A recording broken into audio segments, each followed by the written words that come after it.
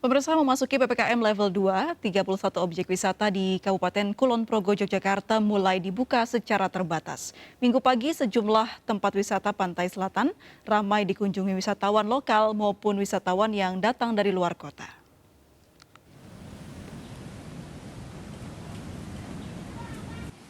Sejumlah tempat wisata di Kabupaten Kulon Progo, Yogyakarta mulai dilakukan uji coba pembukaan secara terbatas, seiring penurunan status menjadi PPKM level 2. Beberapa tujuan wisata mulai ramai dikunjungi wisatawan lokal maupun yang datang dari luar kota Yogyakarta. Pantai Trisik, Glagah, dan juga Pantai Congot menjadi tujuan utama para wisatawan. Para wisatawan yang datang mengaku senang dengan uji coba pembukaan kembali sejumlah objek wisata di Kabupaten Kulon Progo. Bosan, cuma di rumah, nggak bisa keluar kemana-mana. Sekarang udah dibuka jadi ada sedikit udara segar buat refreshing. Senang sih udah bisa refreshing lagi ya setelah lama PPKM. Terus bisa cari hiburan lagi. Menurut Kepala Dinas Pariwisata Kulon Progo Joko Mursito, 31 destinasi wisata yang diuji coba dibuka, 29 diantaranya telah dilengkapi dengan QR Code aplikasi Peduli Lindungi. Selama uji coba pembukaan, wisatawan dibatasi 25% dari kapasitas total. Bagi yang belum bisa melaksanakan dengan aplikasi itu, kita mensyaratkan harus menunjukkan sertifikat vaksin. Jadi bagi yang sudah bisa melaksanakan dengan aplikasi itu, artinya persinyalan tidak ada masalah, maka itu kita terapkan sesuai yang ada di surat edaran. Sementara itu, agar wisatawan menerapkan protokol kesehatan selama berwisata, Dinas Pariwisata meminta pengelola wisata membentuk Satgas Penanganan COVID-19 di setiap lokasi destinasi wisata. Dari Kabupaten Kulon Progo, Yogyakarta, Budi Utomo, iNews melaporkan. Ya, pemirsa, puluhan bus pariwisata yang hendak masuk ke kota Yogyakarta terjaring razia penerapan One Gate System atau sistem satu pintu. Setiap penumpang bus wajib menunjukkan sertifikat vaksinasi COVID-19. Sistem ini diberlakukan Pemkot Yogyakarta untuk meminimalisir kemungkinan terjadi klaster pariwisata.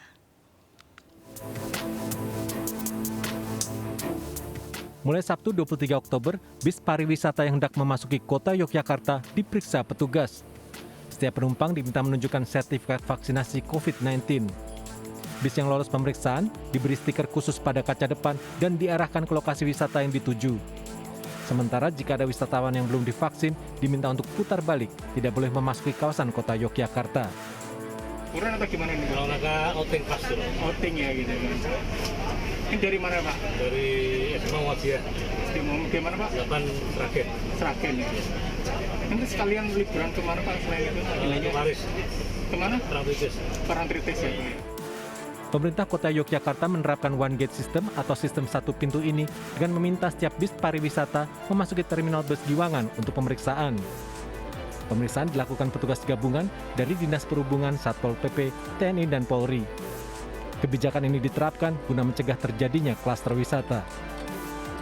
Kita akan mengecek apakah seluruh penumpangnya atau yang dibawa ini sudah vaksin, sebagaimana aturan di dalam perjalanan di masa pandemi.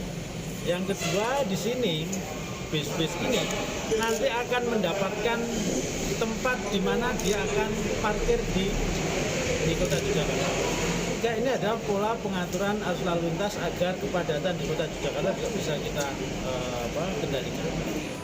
Pemerintah Kota Yogyakarta juga mempersiapkan tim gabungan untuk melakukan patroli di sejumlah lokasi wisata dan lahan-lahan parkir.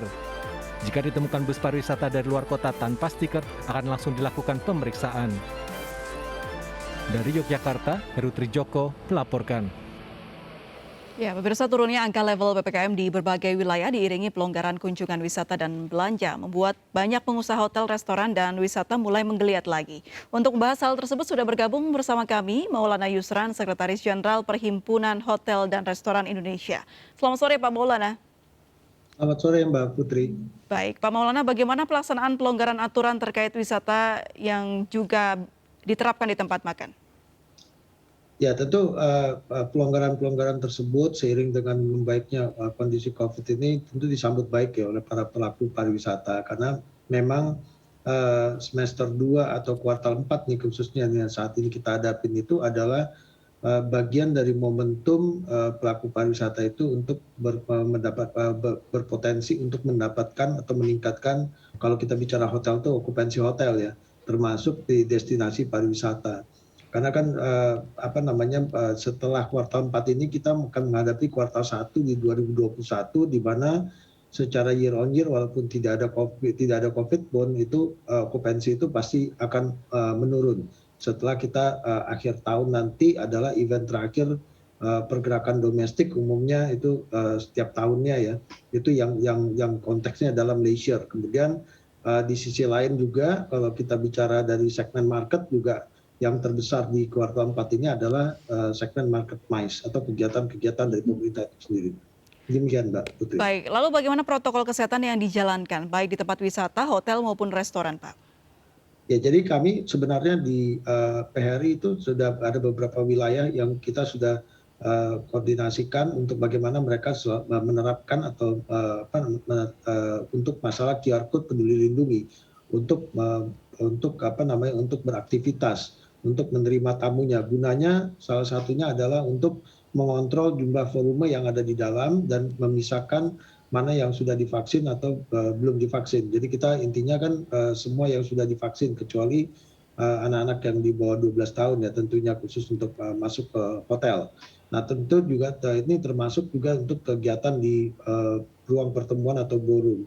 Nah hal ini kita sosialisasikan terus kepada sektor usaha khususnya hotel dan restoran. Namun kita tidak pungkirin bahwa banyak juga yang masih ditemukan yang masih abai dalam pelaksanaan penerapan jaga jarak atau menertibkan daripada tamu-tamunya mengingat ada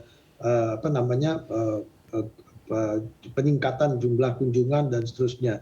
Nah hal ini tentu kami secara organisasi tentu akan terus mengingatkan kepada pelaku usaha tersebut untuk tetap konsisten dalam menjalankan protokol kesehatan atau penerapan dari QR Code Peduli Lindungi tersebut. Adakah petugas khusus yang mengawasi Pak jalannya protokol kesehatan baik di tempat wisata, hotel maupun restoran? Secara SOP kami selalu menyampaikan itu. Jadi secara SOP kami di dalam pedoman dari operasional atau SOP hotel tersebut yang sudah kami keluarkan sejak tahun 2020 memang di dalam di dalam manajemen mereka wajib membuat pengawas daripada penerapan protokol kesehatan tersebut.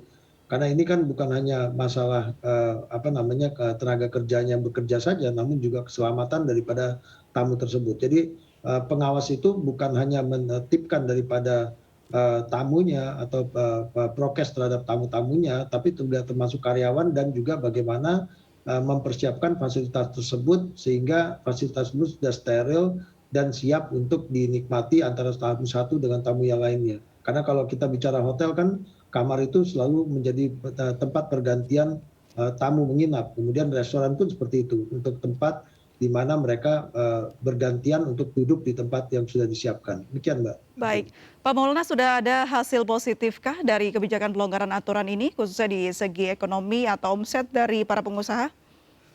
Untuk masalah pelonggaran ini memang tentu pasti akan ada hasil positif ya di kuartal 4 ini. Jadi ada membaik ya karena Juli kemarin kita sempat turun kalau kita bandingkan di 2020 sebesar hampir di atas 5% dan terus menurun pada bulan Agustus ya, Juli Agustus termasuk September, dan pada kuartal 4 ini seiring dengan pelonggaran pertumbuhan itu terjadi kembali gitu. Tentu ini menjadi harapan semoga sampai akhir tahun tetap masih bisa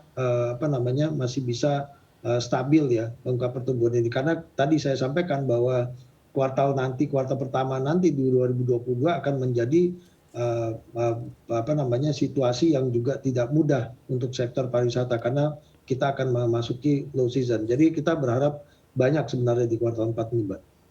Baik, dalam operasionalnya Pak, apa saja kendala yang dihadapi di lapangan? Kendala utama adalah masalah pembatasan pergerakan ya. Seperti sekarang yang kita hadapin ini adanya kebijakan baru terkait masalah kewajiban PCR yang tadinya sebenarnya sudah jelas setelah mereka vaksin, kewajiban mereka hanya antigen. Sekarang kan ada tambahan baru masalah PCR, di mana kita sama-sama paham kalau sudah bicara PCR ini tentu problem utamanya adalah masalah harga. Kemudian sifat pelayanannya juga kalau kita menggunakan transportasi udara itu harus cepat. Sekarang pelayanan itu dibedakan dengan 3 jenis yang kami perhatikan, itu ada 24 jam, ada 10 jam, dan 6 jam. Dan kalau kita naik pesawat itu otomatis kita tidak bisa mengambil yang 24 jam karena terlalu resikonya terlalu besar ya untuk kita terbang, apalagi kalau kita bicara dalam konteks segmen market yang bisnis, yang mereka berangkat itu bisa-bisa mendadak. Jadi otomatis mereka harus membayar juga di angka yang di atas 800.000. Dan seperti kita ketahui bahwa namanya PCR ini tidak sama antara satu daerah dan daerah lain. Ya. Kalau di Jakarta mungkin kita menemukan banyak sekali lab dan kompetisi antar lab tersebut. Namun kalau di daerah tempat lab itu hanya sangat terbatas, sehingga harga itu akan mengikuti permintaan dan akan meningkat dengan signifikan. Demikian, Mbak. Baik, berarti kebijakan adanya tes PCR yang harus diberlakukan untuk penumpang transportasi udara ini sangat berdampak ya, Pak? Pasti berdampak. Kalau kita berkaca di tahun 2020, akhir tahun, di mana kita semua tahu bahwa di libur akhir tahun itu sudah dipersiapkan oleh pemerintah, cuti bersamanya digabungkan antara Lebaran dengan Natal Tahun Baru. Tiba-tiba setelah mereka melakukan reservasi, ada kebijakan baru untuk mewajibkan tes PCR. Dan dampaknya adalah cancellation. Nah itu yang kami agak khawatirkan di akhir tahun ini, karena mereka sudah dalam posisi, kan mereka berharap dari vaksin sebenarnya. Namun begitu ada tes PCR, tentu tes PCR ini menjadi biaya yang atau beban operasional, cost of traveling mereka nantinya pada akhirnya. Ini yang akan menjadi kekhawatiran di kami di sektor pariwisata, Mbak. Baik. Pak Maulana, ada poin-poin yang bisa Pak Maulana sampaikan kepada pemangku kebijakan untuk mewakili aspirasi pengusaha hotel dan restoran, Pak? Kami berharap pemerintah mengatur terkait masalah tes PCR harga khususnya, dan kami berharap tes PCR itu cuma satu jenis saja, yaitu fasilitas servis yang di bawah 6 jam. Sudah satu, tidak ada yang 24 jam dan 10 jam.